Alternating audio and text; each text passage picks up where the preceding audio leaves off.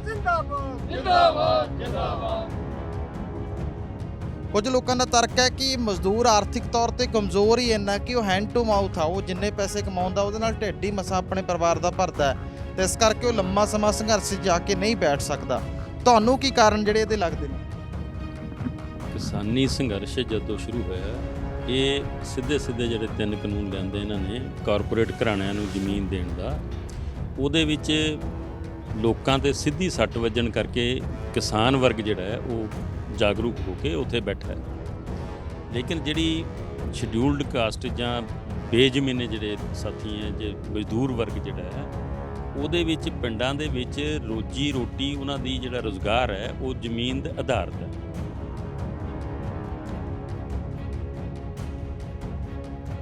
ਅਮੀਰ ਤਾਂ ਕਹਿੰਦੇ ਵੀ ਸੋਨੇ ਦੀ ਰੋਟੀ ਵੀ ਖਾ ਲਾਂਗੇ, ਸਾਨੂੰ ਕੋਈ ਲੋੜ ਨਹੀਂ ਇਹਦੀ, ਲੇਕਿਨ ਜਿਹੜਾ ਵਰਕਿੰਗ ਕਲਾਸ ਦਾ ਹੈ, ਚਾਹੇ ਉਹ ਛੋਟਾ ਦੁਕਾਨਦਾਰ ਹੈ, ਚਾਹੇ ਰਿਕਸ਼ਾ ਚਲਾ ਰਿਹਾ, ਚਾਹੇ ਉਹ ਟੈਂਪੂ ਚਲਾ ਰਿਹਾ, ਚਾਹੇ ਉਹ ਖੇਤ ਮਜ਼ਦੂਰ ਹੈ, ਜਾਂ ਅਲਾਈਡ ਜਿਹੜੇ ਧੰਦੇ ਕਰਦੇ ਆ, ਲੋਹਾਰਾ ਕੰਮ ਹੈ, ਤਖਾਣਾ ਕੰਮ ਹੈ, ਹੋਰ ਇਸ ਤਰ੍ਹਾਂ ਦਾ ਕੰਮ ਹੈ, ਜਿਹੜੇ ਉਹ ਲੋਕ ਹੈ ਉਹਨਾਂ ਲੋਕਾਂ ਨੂੰ ਇਹਦੀ ਜਿਹੜੀ ਰੋਟੀ ਨਹੀਂ ਮਿਲਣੀ, ਅਤੇ ਉਹਦੀ ਜਿਹੜੀ ਹੈ ਉਹ ਚੇਤਨਤਾ ਉਹਦੇ 'ਚ ਲਿਆਉਣ 'ਚ ਹਾਲੇ ਥੋੜ੍ਹੀ ਫਰਕ ਹੈ। ਲੇਕਿਨ ਜਿਹੜੇ ਸੰਗਠਿਤ ਅਦਾਰੇ ਹੈ, ਜਿਸ ਤਰ੍ਹਾਂ ਸੰਗਠਿਤ ਜਥੇਬੰਦੀਆਂ, ਉਹ ਚਾਹੇ ਉਹ ਮਜ਼ਦੂਰਾਂ ਦੀਆਂ ਹੋਣ ਚਾਹੇ ਮੁਲਾਜ਼ਮਾਂ ਦੀਆਂ ਹੋਣ, ਅਤੇ ਉਹ ਜਿਹੜੇ ਆ ਉਹ ਇਸ ਸੰਘਰਸ਼ ਨੂੰ ਸਮਝਦੇ ਔਰ ਆਪਣਾ ਝੰਡਾ ਲੈ ਕੇ ਉਹ ਜਿਹੜੇ ਜਿੱਥੇ ਵੀ 6 ਬਾਰਡਰਾਂ ਦੀ ਜਿਹੜੀ ਗੱਲ ਚੱਲ ਰਹੀ ਹੈ, ਉਹਨਾਂ ਸਾਰੇ ਬਾਰਡਰਾਂ 'ਤੇ ਉਹ ਉੱਥੇ ਆਪਣੀ ਹਾਜ਼ਰੀ ਲਵਾ ਰਹੇ ਆ। ਅੱਜ ਜਿਹੜੇ 75 ਸਾਲ ਹੋ ਗਏ ਦੇਸ਼ ਨੂੰ ਆਜ਼ਾਦ ਹੋਏ, ਫਿਰ ਵੀ ਇਹਨਾਂ ਵੱਲ ਨੂੰ ਕੁਛ ਜਾਣ ਨਹੀਂ ਦਿੰਦੇ। ਅਸੀਂ ਇਕੱਠਾ ਕਰਕੇ ਅਡਾਨੀ ਅੰਬਾਨੀਆਂ ਨੂੰ, ਕਾਰਪੋਰੇਟ ਘਰਾਣਿਆਂ ਨੂੰ ਦਿੱਤਾ ਜਾ ਰਿਹਾ, ਅਤੇ ਉਹ ਜਾਗਰੂਕ ਨਾ ਹੋ ਜਾਣ, ਅਤੇ ਉਹ ਡਰ ਉਹਨਾਂ ਨੂੰ ਪੈ ਰਿਹਾ। ਅਤੇ ਉਹ ਜਦੋਂ ਇਹ ਲੋਕ ਜਾਗਰੂਕ ਹੋ ਗਏ ਅਤੇ ਇਹਨਾਂ ਅਡਾਨੀਆਂ ਅੰਬਾਨੀਆਂ ਦੇ ਨਹੀਂ, ਫਿਰ ਜਿਹੜਾ ਹਿੱਸਾ ਥੱਲੇ ਆਏਗਾ। ਕੁਝ ਲੋਕ ਇਹ ਵੀ ਪ੍ਰੋਪੇਗੈਂਡਾ ਚਲਾਉਂਦੇ ਨੇ ਕਿ ਜੀ ਕਿਸਾਨ ਅੰਨਦਾਤਾ ਕਿਵੇਂ ਹੈ, ਉਹਦਾ ਆਪਣੀ ਫਸਲ ਵੇਚਦਾ ਹੈ, ਪੈਸੇ ਲੈਂਦਾ ਗਾ, ਉਹ ਵੀ ਇੱਕ ਕਿੱਤਾ ਕਰਦਾ ਗਾ ਜਿਸ ਤਰ੍ਹਾਂ ਬਾਕੀ ਕਿੱਤੇ ਨੇ, ਅਤੇ ਅਸੀਂ ਤਾਂ ਕਣਕ ਜਿਹੜੀ ਉਹ ਮੁੱਲ ਲੈ ਕੇ ਖਾਣੀ ਆ, ਅਸੀਂ ਤਾਂ ਬਾਕੀ ਸਮਾਨ ਵੀ ਮੁੱਲ ਲੈ ਕੇ ਖਾਣਾ ਗਾ, ਤਾਂ ਅਸੀਂ ਇਸ ਅੰਦੋਲਨ ਦਾ ਹਿੱਸਾ ਜਿਹੜਾ ਉਹ ਕਿਉਂ ਬਣੀਏ? ਕਿਸਾਨ ਨੂੰ ਅੰਨਦਾਤਾ ਕਿਹਾ ਜਾਂਦਾ ਹੈ ਕਿਉਂਕਿ ਉਹ ਪੈਦਾ ਕਰਦਾ ਹੈ। ਜਿਹੜਾ ਕਾਰਖਾਨੇਦਾਰ ਕਿਉਂ ਹੈ? ਕਿਉਂਕਿ ਉਹ ਉੱਥੋਂ ਪੈਦਾ ਕਰਦਾ ਕੁਝ। ਅਤੇ ਜਿਹੜੇ ਕਿਸਾਨ ਕਮੋਡਿਟੀ ਪੈਦਾ ਕਰਦਾ ਹੈ, ਅਤੇ ਜੇ ਉਹ ਪੈਦਾ ਕਰਨੀ ਬੰਦ ਕਰ ਦੇ, ਅਤੇ ਇਹ ਇੱਕ ਵਰਗ ਹੈ, ਬਹੁਤ ਵੱਡਾ ਵਰਗ ਹੈ, ਔਰ ਉਹ ਜ਼ਮੀਨ ਦਾ ਮਾਲਕ ਵੀ ਹੈ। ਔਰ ਜਿਹੜੀ ਪੇਂਡੂ ਜਿਹੜੀ ਬਣਤਰ ਹੈ, ਜ਼ਿਆਦਾ 80% ਲੋਕ ਪਿੰਡਾਂ 'ਚ ਵਸਦੇ ਨੇ ਸਾਡੇ ਦੇਸ਼ ਦੇ, ਉਹ ਸਾਰੇ ਖੇਤੀ ਆਧਾਰਿਤ ਜਿਹੜਾ ਇੰਪਲਾਇਮੈਂਟ ਹੈ ਉਹ ਉਹਨਾਂ ਦੇ ਉੱਤੇ ਹੈ। ਅਤੇ ਜੇ ਉਹ ਕੰਮ ਬੰਦ ਹੁੰਦਾ ਹੈ, ਅਤੇ ਉਹਦੇ ਨਾਲ ਜਿਹੜਾ ਹੈ, ਜੇ ਘੱਟ ਪੈਦਾ ਹੁੰਦੀ ਹੈ ਤਾਂ ਲੋਕਾਂ ਨੂੰ ਮਹਿੰਗੀ ਚੀਜ਼ ਮਿਲਣੀ ਹੈ। ਜਿਹੜੇ 1 ਸਾਲ ਮਰ ਜਾਂਦੀ ਹੈ ਫਸਲ, ਅਤੇ ਉਹਨੂੰ ਕੰਪਨਸੇਟ ਕਰਨ ਵਾਲਾ ਕੋਈ ਨਹੀਂ ਹੈ। ਅਤੇ ਇਹਨਾਂ ਨੇ ਜਿਹੜਾ ਹੁਣ ਕਿ ਵੀ ਆਪਾਂ ਬੀਮਾ ਦੇਵਾਂਗੇ ਜੇ ਫਸਲ ਮਰ ਜਾਂਦੀ ਹੈ, ਉਹ ਬੀਮੇ ਦੀ ਸ਼ਰਤਾਂ ਇਸ ਤਰ੍ਹਾਂ ਦੀਆਂ ਰੱਖੀਆਂ ਹੈ ਕਿ ਜੇ ਸੋਕਾ, ਸਪੋਜ਼ ਕਰੋ ਸੋਕਾ ਪੈ ਜਾਂਦਾ ਹੈ, ਸੋਕਾ ਤਾਂ ਥੋੜ੍ਹੇ ਏਰੀਏ 'ਚ ਹੀ ਪੈ ਜਾਂਦਾ, ਉਹ ਕਹਿੰਦੇ ਨਹੀਂ ਜੇ ਸਟੇਟ 'ਚ ਸੋਕਾ ਪਏਗਾ ਤਾਂ ਮੰਨਾਂਗੇ। ਅਤੇ ਜੇ ਹੜ੍ਹ ਆਉਂਦਾ, ਅਤੇ ਜਿਹੜੇ ਖੇਤ ਦੇ ਲਾਗੇ ਦੀ ਨਦੀ ਜਾ ਰਹੀ ਹੈ, ਉਹ 150 ਬੰਦਿਆਂ ਦੀ ਜਿਹੜੀ ਉਹ ਕਣਕ ਜਾਂ ਝੋਨਾ ਹੜ੍ਹ ਜਾਣਾ, ਉਹਨੂੰ ਨਹੀਂ ਮੰਨਣਾ। ਜੇ ਜ਼ਿਲ੍ਹੇ 'ਚ ਹੜ੍ਹ ਆਉਣਗੇ ਜਾਂ ਜੇ ਸਟੇਟ 'ਚ ਹੜ੍ਹ ਆਉਣਗੇ, ਮਤਲਬ ਉਹ ਜਿਹੜਾ ਲਾਗੂ ਵੀ ਨਹੀਂ ਕੀਤਾ ਜਾ ਰਿਹਾ, ਜਿਹੜੇ ਬੀਮਾ ਦੀ ਆ। ਅਤੇ ਇਸ ਕਰਕੇ ਇਹਨਾਂ ਦੇ ਵਿੱਚ ਜਦੋਂ ਵੀ ਕਿਸਾਨੀ ਦਾ ਮਾੜਾ ਪੱਖ ਜਿਹੜਾ ਇਹਨਾਂ ਦੇ ਉੱਪਰ ਆਉਂਦਾ ਹੈ, ਅਤੇ ਉਹਦੇ ਵਾਸਤੇ ਕੋਈ ਕੰਪਨਸੇਸ਼ਨ ਨਹੀਂ, ਕੋਈ ਕੁਛ ਨਹੀਂ ਹੈ। ਅਤੇ ਇਹ ਜੇ ਉੱਥੇ ਬਰਬਾਦੀ ਆਉਂਦੀ ਹੈ ਤਾਂ ਉਹ ਪੂਰੇ ਸਮਾਜ ਦੇ ਉੱਤੇ ਇੰਪੈਕਟ ਹੁੰਦਾ। ਹੁਣ ਇਹਦੇ ਮਹਾਰਾਸ਼ਟਰ ਦਾ ਜਿਹੜਾ ਟਮਾਟਰਾਂ ਦਾ ਸੀਜ਼ਨ ਚੱਲ ਰਿਹਾ, ਅਤੇ ਉਹ ਟਮਾਟਰ 2 ਰੁਪਏ ਕਿਲੋ, ਔਰ ਸਾਹਮਣੇ ਰੇਹੜੀ ਵਾਲਾ ਆਵਾਜ਼ਾਂ ਮਾਰ ਰਿਹਾ 30 ਰੁਪਏ ਕਿਲੋ। ਉਹਨੂੰ ਮਤਲਬ ਜਿਹੜਾ ਮੈਨੇਜ ਕਰਨ ਵਾਲਾ ਕੋਈ ਸਿਸਟਮ ਹੈ ਨਹੀਂ, ਅਤੇ ਕਿਸਾਨ ਨੂੰ ਭਾਵੇਂ 5 ਰੁਪਏ ਕਿਲੋ ਪੈਂਦਾ ਹੋਵੇ, ਭਾਵੇਂ 10 ਰੁਪਏ ਕਿਲੋ ਪੈਂਦਾ ਹੋਵੇ, ਉਹਦੇ ਵਾਸਤੇ ਦੇਖਣ ਵਾਲਾ ਕੋਈ ਨਹੀਂ। ਇਸ ਕਰਕੇ ਜਦੋਂ ਵੀ ਕੋਈ ਕਿਸਾਨ ਦੇ ਉੱਤੇ ਕੋਈ ਇੰਪੈਕਟ ਇਸ ਤਰ੍ਹਾਂ ਦਾ ਆਉਣਾ, ਤਾਂ ਪੂਰੇ ਸਮਾਜ ਦੇ ਉੱਤੇ ਆਉਣਾ ਹੈ।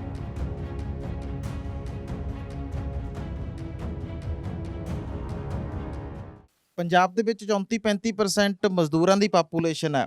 ਇੱਕ ਇਹ ਗੱਲਬਾਤ ਚਲਾਈ ਜਾ ਰਹੀ ਹੈ ਕਿ ਜਿੰਨੀ ਗਿਣਤੀ ਹੈ ਮਜ਼ਦੂਰਾਂ ਦੀ, ਉਸ ਢੰਗ ਦੇ ਨਾਲ ਉਹਨਾਂ ਦਾ ਕਿਸਾਨੀ ਸੰਘਰਸ਼ ਦੇ ਵਿੱਚ ਸ਼ਮੂਲੀਅਤ ਨਹੀਂ ਹੈ। ਕੁਝ ਲੋਕ ਕਹਿ ਰਹੇ ਕਿ ਜਿਸ ਤਰ੍ਹਾਂ ਪਿਛਲੇ ਸਮੇਂ ਦੌਰਾਨ ਮਤੇ ਪਏ, ਉਹਦੇ ਨਾਲ ਸਮਾਜ 'ਚ ਵਖਰੇਵਾਂ ਆਇਆ, ਉਹ ਵਖਰੇਵੇਂ ਇਹਦੇ ਲਈ ਜ਼ਿੰਮੇਵਾਰ ਹੈ।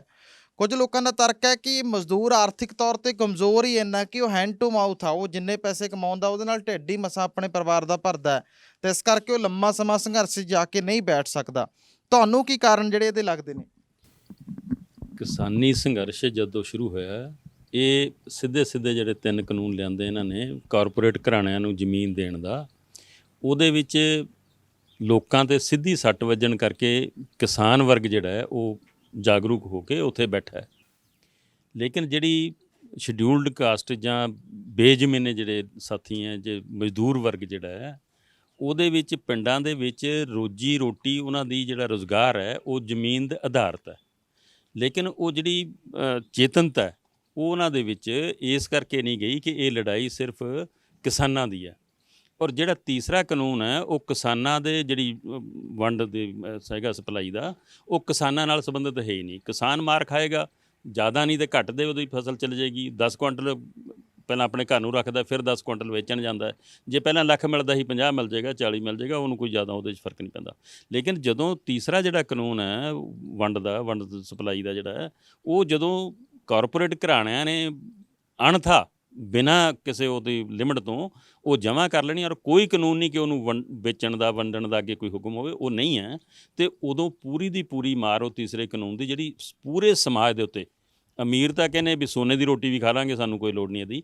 ਲੇਕਿਨ ਜਿਹੜਾ ਵਰਕਿੰਗ ਕਲਾਸ ਦਾ ਹੈ, ਚਾਹੇ ਉਹ ਛੋਟਾ ਦੁਕਾਨਦਾਰ ਹੈ, ਚਾਹੇ ਰਿਕਸ਼ਾ ਚਲਾ ਰਿਹਾ, ਚਾਹੇ ਉਹ ਟੈਂਪੂ ਚਲਾ ਰਿਹਾ, ਚਾਹੇ ਉਹ ਖੇਤ ਮਜ਼ਦੂਰ ਹੈ, ਜਾਂ ਅਲਾਈਡ ਜਿਹੜੇ ਧੰਦੇ ਕਰਦੇ ਹੈ, ਲੋਹਾਰਾ ਕੰਮ ਹੈ, ਤਖਾਣਾ ਕੰਮ ਹੈ, ਹੋਰ ਇਸ ਤਰ੍ਹਾਂ ਦਾ ਕੰਮ ਹੈ, ਜਿਹੜੇ ਉਹ ਲੋਕ ਹੈ, ਉਹਨਾਂ ਲੋਕਾਂ ਨੂੰ ਇਹਦੀ ਜਿਹੜੀ ਰੋਟੀ ਨਹੀਂ ਮਿਲਣੀ। ਅਤੇ ਉਹਦੀ ਜਿਹੜੀ ਹੈ ਉਹ ਚੇਤਨਤਾ ਉਹਦੇ 'ਚ ਲਿਆਉਣ 'ਚ ਹਾਲੇ ਥੋੜ੍ਹੀ ਫਰਕ ਹੈ। ਲੇਕਿਨ ਜਿਹੜੇ ਸੰਗਠਿਤ ਅਦਾਰੇ ਹੈ, ਜਿਸ ਤਰ੍ਹਾਂ ਸੰਗਠਿਤ ਜਥੇਬੰਦੀਆਂ, ਉਹ ਚਾਹੇ ਉਹ ਮਜ਼ਦੂਰਾਂ ਦੀਆਂ ਹੋਣ, ਚਾਹੇ ਮੁਲਾਜ਼ਮਾਂ ਦੀਆਂ ਹੋਣ, ਅਤੇ ਉਹ ਜਿਹੜੇ ਹੈ ਉਹ ਇਸ ਸੰਘਰਸ਼ ਨੂੰ ਸਮਝਦੇ ਔਰ ਆਪਣਾ ਝੰਡਾ ਲੈ ਕੇ ਉਹ ਜਿਹੜੇ ਜਿੱਥੇ ਵੀ 6 ਬਾਰਡਰਾਂ 'ਤੇ ਜਿਹੜੀ ਗੱਲ ਚੱਲ ਰਹੀ ਹੈ, ਉਹਨਾਂ ਸਾਰੇ ਬਾਰਡਰਾਂ 'ਤੇ ਉਹ ਉੱਥੇ ਆਪਣੀ ਹਾਜ਼ਰੀ ਲਵਾ ਰਹੇ ਆ। ਅਤੇ ਜਿਹੜੇ ਹੈਗਾ ਡੇ ਟੂ ਡੇ ਕਰਨ ਦਾ, ਇਹ ਪੱਕੀ ਗੱਲ ਹੈ ਕਿ ਵੀ ਜਿਹਨੇ ਡੇਲੀ ਕੰਮ ਕਰਕੇ ਰੋਟੀ ਆਪਣੇ ਬੱਚਿਆਂ ਵਾਸਤੇ ਲੈ ਕੇ ਦੇਣੀ ਆ, ਉਹ ਹਰ ਰੋਜ਼ ਉੱਥੇ ਨਹੀਂ ਬੈਠ ਸਕਦਾ। ਲੇਕਿਨ ਜਦੋਂ ਕਾਲ ਆਉਂਦੀ ਆ, ਉਹ ਕਾਲ ਦੇ ਉੱਤੇ ਪੂਰੀ ਤਰ੍ਹਾਂ ਮਜ਼ਦੂਰ ਵਰਗ ਡਟ ਕੇ ਅੱਜ ਕਿਸਾਨਾਂ ਦੇ ਨਾਲ ਖੜ੍ਹਾ। ਔਰ ਇਹਨਾਂ ਨੇ ਇਹ ਸਰਕਾਰ ਨੂੰ ਇਸ ਕਰਕੇ ਨਹੀਂ ਡਰ ਵੀ ਇਹ ਕਿਸਾਨ ਉੱਥੇ ਬੈਠੇ ਹੈ, ਇਸ ਕਰਕੇ ਡਰ ਹੈ ਕਿ ਜਿਹੜਾ ਜਿਨ੍ਹਾਂ ਨੂੰ ਅਸੀਂ ਸੁਪਰੈਸ ਕਰਕੇ ਰੱਖਿਆ, ਦਬਾ ਕੇ ਰੱਖਿਆ ਹੈ ਪੂਰੀ ਸਦੀਆਂ ਤੋਂ, ਅਤੇ ਅੱਜ ਜਿਹੜੇ 75 ਸਾਲ ਹੋ ਗਏ ਦੇਸ਼ ਨੂੰ ਆਜ਼ਾਦ ਹੋਏ, ਫਿਰ ਵੀ ਇਹਨਾਂ ਨੂੰ ਕੁਛ ਜਾਣ ਨਹੀਂ ਦਿੰਦੇ। ਅਸੀਂ ਇਕੱਠਾ ਕਰਕੇ ਅਡਾਨੀ ਅਬਾਨੀਆਂ ਨੂੰ, ਕਾਰਪੋਰੇਟ ਘਰਾਣਿਆਂ ਨੂੰ ਦਿੱਤਾ ਜਾ ਰਿਹਾ, ਅਤੇ ਉਹ ਜਾਗਰੂਕ ਨਾ ਹੋ ਜਾਣ, ਅਤੇ ਉਹ ਡਰ ਉਹਨਾਂ ਨੂੰ ਪੈ ਰਿਹਾ। ਅਤੇ ਉਹ ਜਦੋਂ ਇਹ ਲੋਕ ਜਾਗਰੂਕ ਹੋ ਗਏ, ਅਤੇ ਇਹਨਾਂ ਅਡਾਨੀਆਂ ਅਬਾਨੀਆਂ ਦੇ ਨਹੀਂ, ਫਿਰ ਜਿਹੜਾ ਹਿੱਸਾ ਥੱਲੇ ਆਏਗਾ।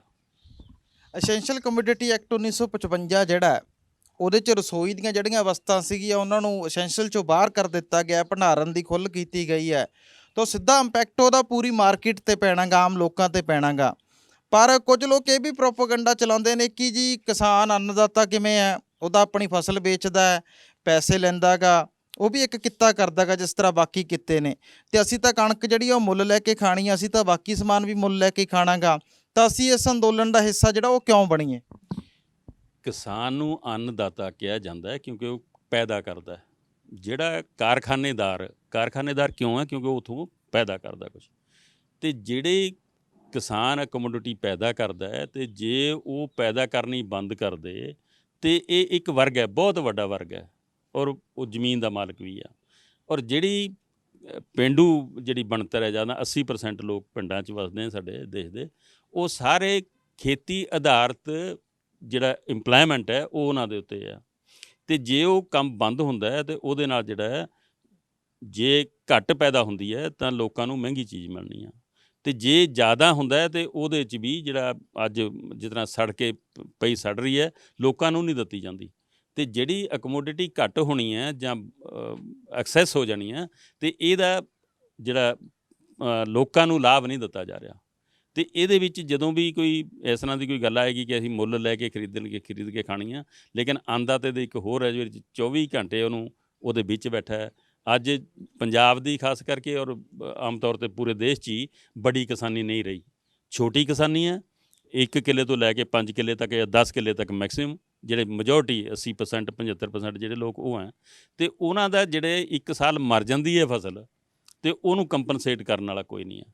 ਅਤੇ ਇਹਨਾਂ ਨੇ ਜਿਹੜਾ ਹੁਣ ਕਿ ਵੀ ਆਪਾਂ ਬੀਮਾ ਦੇਵਾਂਗੇ ਜੇ ਫਸਲ ਮਰ ਜਾਂਦੀ ਹੈ, ਉਹ ਬੀਮੇ ਦੀ ਸ਼ਰਤਾਂ ਇਸ ਤਰ੍ਹਾਂ ਦੀਆਂ ਰੱਖੀਆਂ ਕਿ ਜੇ ਸੋਕਾ ਸਪੋਜ਼ ਕਰੋ ਸੋਕਾ ਪੈ ਜਾਂਦਾ ਹੈ, ਸੋਕਾ ਤਾਂ ਥੋੜ੍ਹੇ ਏਰੀਏ 'ਚ ਹੀ ਪੈ ਜਾਂਦਾ ਹੈ। ਉਹ ਕਹਿੰਦੇ ਨਹੀਂ ਜੇ ਸਟੇਟ 'ਚ ਸੋਕਾ ਪਏਗਾ ਤਾਂ ਮੰਨਾਂਗੇ। ਅਤੇ ਜੇ ਹੜ੍ਹ ਆਉਂਦਾ ਹੈ, ਤੇ ਜਿਹੜੇ ਖੇਤ ਦੇ ਲਾਗੇ ਦੀ ਨਦੀ ਜਾ ਰਹੀ ਆ, ਉਹ 150 ਬੰਦਿਆਂ ਦੀ ਜਿਹੜੀ ਉਹ ਕਣਕ ਜਾਂ ਝੋਨਾ ਹੜ੍ਹ ਜਾਣਾ, ਉਹਨੂੰ ਨਹੀਂ ਮੰਨਣਾ।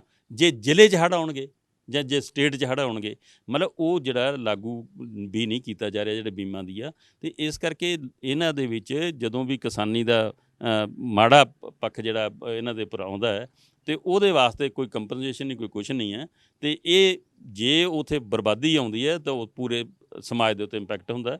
ਹੁਣ ਇਹਦੇ ਮਹਾਰਾਸ਼ਟਰ ਦਾ ਜਿਹੜਾ ਟਮਾਟਰਾਂ ਦਾ ਸੀਜ਼ਨ ਚੱਲ ਰਿਹਾ, ਅਤੇ ਉਹ ਟਮਾਟਰ 2 ਰੁਪਏ ਕਿਲੋ, ਔਰ ਸਾਹਮਣੇ ਰੇਹੜੀ ਵਾਲਾ ਆਵਾਜ਼ਾਂ ਮਾਰ ਰਿਹਾ 30 ਰੁਪਏ ਕਿਲੋ।